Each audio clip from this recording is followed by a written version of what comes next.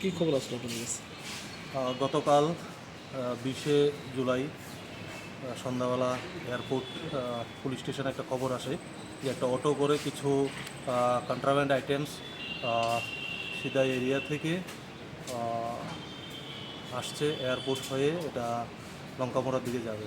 সঙ্গে সঙ্গে airport police station, ওসিপিএস এবং আদার অফিসার্স অ্যান্ড স্টাফ উদালতলি বিনপাড়া এরিয়াতে এমবুশ পাতেন এবং এমবুশে একটা অটো ডিটেন করেন খবর অনুযায়ী, এবং অটো ড্রাইভার ছিল সুমন ঘোষ।